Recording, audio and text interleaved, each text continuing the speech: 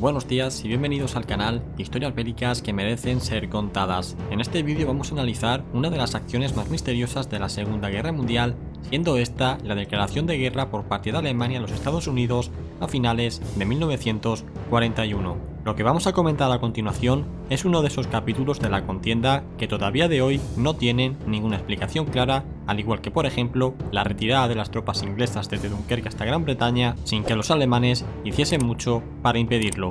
Y del mismo modo que existen numerosas explicaciones para ese asunto, también las hay para el tema que nos trae a continuación. Y antes de comenzar con el vídeo, quiero dar las gracias a las personas que se unieron al canal haciéndose miembros y apoyan este contenido de forma más activa.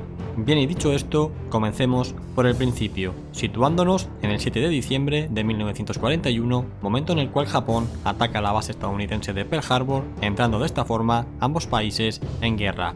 Y fue 4 días más tarde de producirse dicha acción, para el 11 de diciembre, cuando Alemania le declaró la guerra a los Estados Unidos de América de manera oficial en el Parlamento alemán.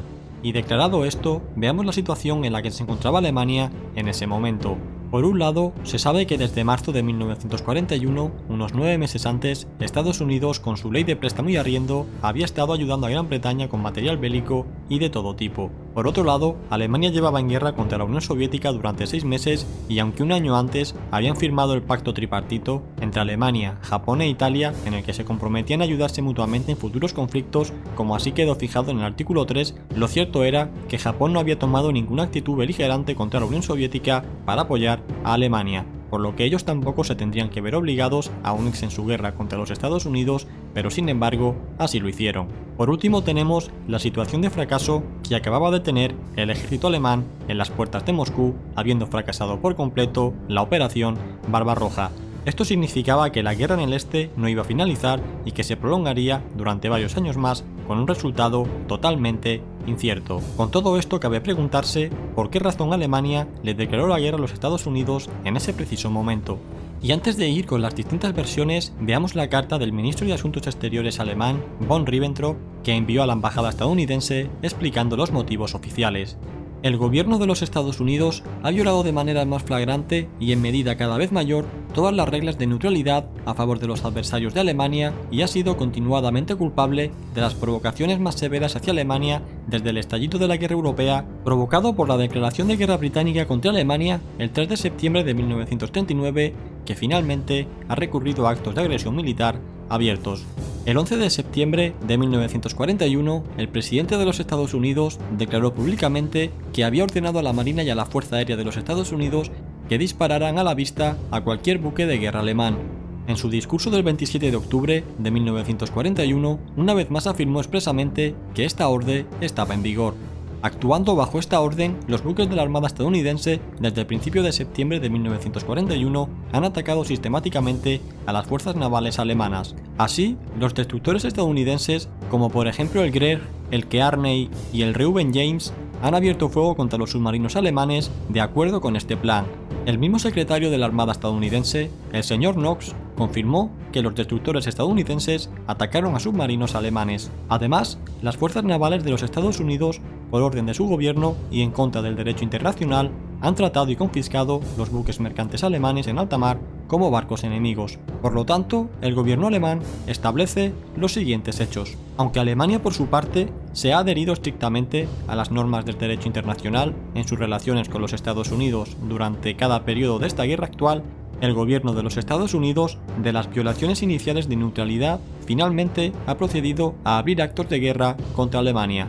El gobierno de los Estados Unidos ha creado virtualmente un estado de guerra. El gobierno alemán, en consecuencia, interrumpe las relaciones diplomáticas con los Estados Unidos de América y declara que bajo estas circunstancias provocadas por el presidente Roosevelt, Alemania también, a partir de hoy, se considera en estado de guerra con los Estados Unidos de América. 11 de diciembre de 1941, firmado von Ribbentrop. Bien, y visto esto, pasemos a analizar los motivos reales que estuvieron detrás de esta declaración de guerra por parte de Alemania a Estados Unidos a finales de 1941. En primer lugar, y como dice Ribbentrop, los Estados Unidos estaban negociando y apoyando abiertamente a Gran Bretaña, enviando todo tipo de materiales a través del Atlántico, y a efectos prácticos en estas aguas es como si estuvieran en guerra, pues ambos países se atacaban mutuamente. En segundo lugar, y así lo hizo ver el propio Hitler, este ataque de Japón sobre Estados Unidos le agradó enormemente a Alemania y le maravillaba la idea de ver a dicho país teniendo que disputar una guerra en dos frentes, pensando que de esta manera tendrían que dejar el teatro europeo en un segundo lado y centrarse completamente en el Pacífico. En resumidas cuentas, se creía que la ayuda que estos enviaban a Gran Bretaña y a la Unión Soviética se iba a debilitar, ya que la necesitarían completamente para su propia economía y su ejército. En aquel momento se pensaba que los Estados Unidos serían rechazados de toda Asia y que ahora sus submarinos iban a tener vía libre para hundir barcos aliados a mansalva. La realidad, como sabemos, fue que las potencias aliadas se fijaron como primer objetivo a Alemania para caer posteriormente con toda su fuerza sobre Japón, aunque eso no quitó que mientras tanto los estadounidenses lucharan también con mucha intensidad en el Pacífico. Y finalmente, y como tercer factor, tenemos tal vez el más decisivo y a su vez el más optimista. Y es que, como comentamos al principio, en el momento del ataque a Pearl Harbor, Alemania se acababa de estancar completamente en su campaña contra la Unión Soviética y llevaba luchando contra ellos 6 meses sin que Japón se hubiese pronunciado al respecto. Para estas fechas, una invasión japonesa por la zona soviética del Pacífico era lo que mejor les hubiese venido a los alemanes. Es por esto por lo que se apunta que esta declaración de guerra por parte de Alemania a los Estados Unidos, metiéndose de esta forma en guerra junto con su aliado japonés, fue un gesto que esperaba que los japoneses imitaran, declarándole ellos también la guerra a la Unión Soviética, cosa que, como sabemos, nunca hicieron.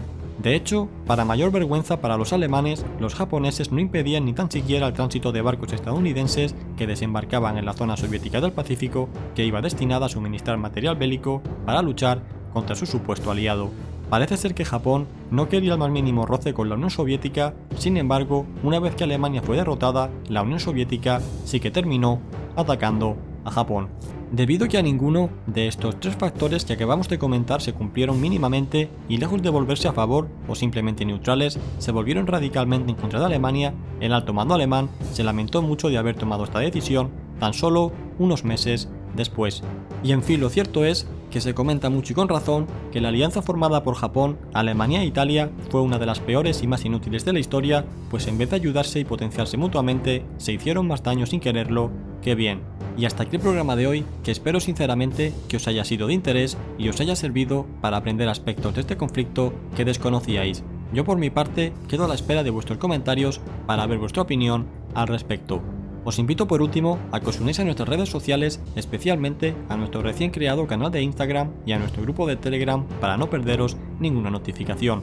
Esto es todo, suscríbete si no lo has hecho ya y nos vemos en el próximo programa. Hasta pronto.